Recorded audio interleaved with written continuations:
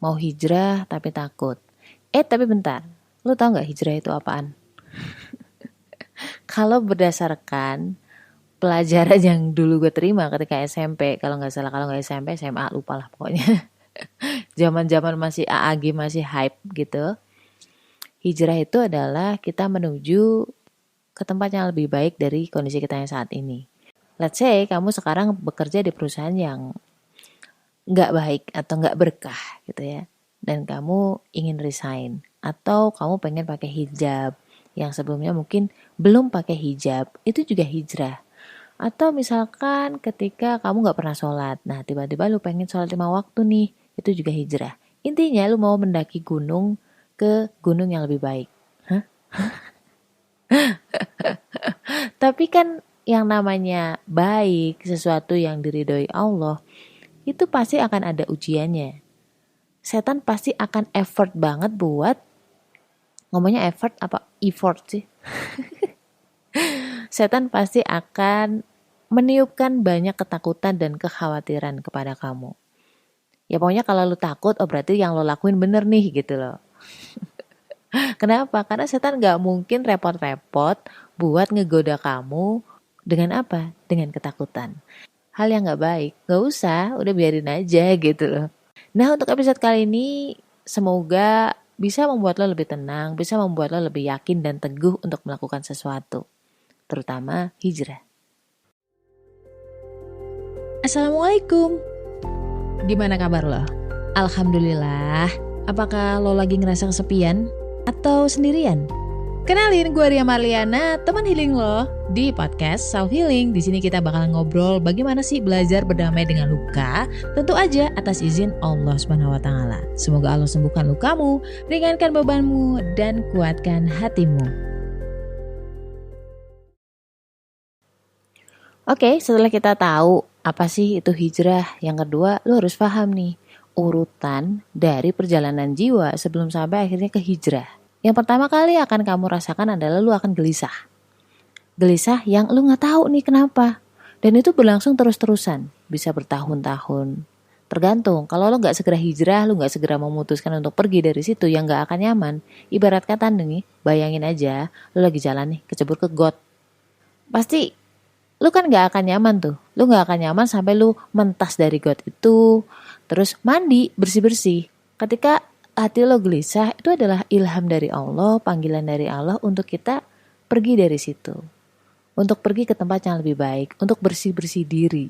Kendalanya adalah gak semudah itu kita pergi. Kenapa? Kita manusia cuy. Sudah fitrahnya ada kekhawatiran, ada ketakutan tentang masa depan, ya kan?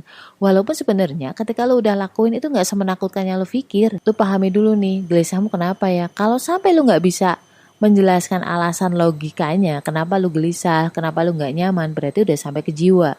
Kalau misalkan lu masih bisa menjelaskan kenapa lu gak nyaman, berarti itu masih di ranah perasaan. Gua kasih contoh nih, perasaan yang gak nyaman, itu contohnya gini, ketika kamu dihina, ketika kamu direndahkan, ketika kamu dibohongin, dikhianati, itu kan ada alasannya ya. Kita tahu nih alasannya itu. Tapi kalau udah sampai jiwa, lu bahkan gak tahu kenapa ya, kayaknya udah terlalu banyak yang bikin gue gak nyaman nih, jadinya gue sampai gak bisa ngejelasin atau mengurai kenapanya. Lu udah healing kemanapun, traveling, belanja ini itu, tetap aja merasakan hal seperti itu. Lu pengen keluar tapi lu takut. Dan ketika lu takut, itu berarti setan udah mulai khawatir sama kamu. Udah mulai khawatir bahwa, aduh ini anak nih udah mau mentas nih gitu. Anak ini udah mau diuji nih, anak ini udah mau lulus nih. Kemudian yang setan lakukan adalah meniupkan ketakutan-ketakutan. Bukan membuat kamu membatalkan keinginan untuk hijrah, tapi membuat kamu untuk menundanya. Udah besok aja hijabnya. Udah besok aja tobatnya. Udah besok aja resignnya. Begitu terus sampai akhirnya ajal menjemput kita. Allah akan bikin semakin gak nyaman. Semakin gak nyaman, lu akan semakin berdoa, ya Allah tolong minta petunjuk. Allah akan bikin kamu semakin gak nyaman, menyadari banyak hal yang bikin lo tambah gak nyaman. Sampai hilang sebenarnya alasan untuk stay di situ. Ketika di posisi ini, sudah banyak orang merasakan bahwa oke, gue gak nyaman, oke, gue pengen pergi. Bedanya adalah, orang yang A itu menyamankan diri, Kayak ya udahlah, hopeless kan. Udah nggak bisa dibenerin nih. Udah nggak bisa pergi dari sini. Udah terlalu settle di sini. Gue nggak bisa ngambil resiko nih kayak gitu. Dan yang kedua, orang yang kedua si B ini, walaupun dia takut, walaupun dia worry, dia tuh cari ilmunya. Mostly manusia tuh takut tentang rezekinya. Khususnya ketika mereka mau hijrah. Itu kayak, aduh nanti kalau gue pakai hijab, orderan jadi jarang. Aduh nanti kalau misalnya mau pakai hijab, gue udah nggak mabok-mabokan lagi. Nanti teman-teman gue gimana ya? Tapi si B ini menghadapi ketakutan-ketakutan tersebut dengan bergantung ke Allah. Ya udah ya Allah, saya akan coba melangkah. Saya udah pasrahkan semuanya kepada Engkau ya Allah, kayak gitu. Dan akhirnya si B ini tetap melangkah walaupun mungkin dia takut, dia terjun. Gue pernah lihat sebuah video, jadi di video itu ada semacam animasi, ada orang, ya kan, dia melihat jurang di situ. Tuhan bilang, loncat, gitu. Dia takut kan, karena dia nggak tahu tuh di bawah jurang yang gelap itu ada apa. Apakah semakin dalam, apa di dalamnya ada ular naga, ada monster, kita nggak tahu. Kemudian Tuhan bilang lagi, udah loncat aja. Karena si orang ini percaya sama Allah, sama Tuhan, dia loncat. Dia percaya bahwa Allah nggak mungkin zalim lah. Allah pasti akan ngurus dia, Allah akan menyelamatkan dia. Benarlah begitu dia loncat, ternyata di bawah itu tuh sudah ada tebing penyelamat gitu loh. Dan disitulah dia mulai berjalan ke tempat yang jauh lebih baik. Lu harus take action, lu harus ngerasain bahwa oh ternyata enak banget ya, seplong ini ya hijrah.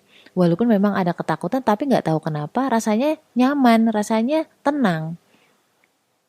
Ketika lagi senewen, lagi biasa lah ya namanya awal-awal hijrah masih bergantung kepada dunia, masih bergantung kepada uang, masih bergantung kepada koneksi. Sementara ketika lu hijrah itu semua lu tinggalin. Allah cuma pengen satu hal. Allah cuma pengen kamu gak mau bergantung kepada apapun dan siapapun kecuali Allah. Pembelajaran itu lu dapat insya Allah tuh gak akan lama, Allah akan ganti dengan yang jauh lebih baik. Kan sesuai dengan sabda Rasul bahwa ketika lu meninggalkan sesuatu karena Allah, itu pasti Allah ganti dengan yang jauh lebih baik. Dan ujiannya belum selesai cuy. Ketika lu hijrah itu akan datang tuh kesulitan pertama bahwa kalau akan diuji nih. Dimana lo, oh, udah sini balik lagi tuh kan lihat, tuh kan susah kan lo, tuh kan lo kayak gitu kan, udah sini balik lagi ke kita, udah sini balik lagi ke pekerjaan yang kemarin. Kalau lo sampai nyemplung lagi itu susah lagi nanti hijrah yang kedua, udah susah lagi keluar lagi, sumpah. Di saat lo kayak gitu, di saat lagi diuji seperti itu dalam keistiqomahan, penting banget untuk stay atau mendekat ke orang-orang yang soleh, yang kuat iman, yang satu visi. Jadi ada yang bilang bahwa hijrah itu adalah masa pencucian dari dosa-dosa kamu. Tapi bagi saya pribadi, saya nggak setuju gitu. Kurang setuju dengan konsep seperti itu. Buat saya, hijrah itu Allah menghadirkan Allah sendiri ke kita. Bukan karena kita kemarin berdosa lalu dicuci, enggak. Tetapi Allah tuh pengen mengajarkan sebuah hikmah di mana kita tuh dilepaskan dari semua ketergantungan atau keterikatan dengan dunia, baik uang, baik teman-teman lo, koneksi kamu. Itu dulu, kalau misalkan lo dapet konsep itu, insya Allah masa-masa ujian hijrah tuh gak akan lama. Untuk orang yang belum hijrah saja, Allah tuh ngurusin mereka. Apalagi kamu yang menuju Allah. Kamu datang ke Allah, merangkak. Allah itu datang ke Allah, berlari. Itu istilah berlari bukan artinya Allah punya kaki. Enggak, maksudnya lebih cepat lagi gitu loh. Cuma kan analogi manusia adalah berlari kan. Jadi jangan salah tafsir dulu. Dan Allah gak mungkin nguji kamu di luar batas kemampuan lo. Ending dari ujian itu, kunci dari semua ujian adalah mendekat ke Allah. Jadi ketika lo khawatir, lo nervous, lo panik, lo mulai goyah lagi imannya, segera sholawat, segera sholat. Mintalah pertolongan ke Allah dengan sabar dan sholat. Dan itu maknanya dalam banget. Karena apa? Karena ketika lo gak sholat, lo cuma panic attack doang. Kalau sholat kamu itu cuma di pikiran, itu berarti lu gak sinkron atas niat kamu. Iman itu tuh sinkron semuanya. Antara hati, keinginan lo, pikiran lo, omongan lo, dan juga tindakan lo. Jadi ketika lo pengen hijrah, ya ada kesesuaian antara tindakan lo. Termasuk sholat. Jangan udah hijrah, gak pernah sholat. Nanti kamu goyah. Yang menguatkan iman kamu, yang bisa menuntun kamu, yang bisa membaca ilham dari Allah adalah ketika kita komunikasinya bagus, sinyalnya bagus ke Allah. Dengan apa? Sholat. Dan ada yang paling mantep lagi adalah puasa. Ada lagi yang lebih mantap adalah menghafal Al-Quran. Udah, lakukan itu, deketin Allah, fokus ke Allah. Allah nggak mungkin menutup suatu pintu tanpa membukakan pintu yang lain yang jauh lebih baik dan lebih menenangkan buat kamu, baik di dunia dan di akhirat. Semua yang gue omongin sebenarnya ada dasarnya di Al-Quran dan juga hadis. Lu bisa cari. Ingat, hidup itu nggak selamanya. Kita nggak pernah tahu besok masih hidup atau enggak. Kalau nggak sekarang, kapan lagi? La haula wala quwata illa billah. Hasbiyallahu wa ni'mal wakil. Stay love and assalamualaikum warahmatullahi wabarakatuh. Selamat berhijrah, jangan takut berhijrah.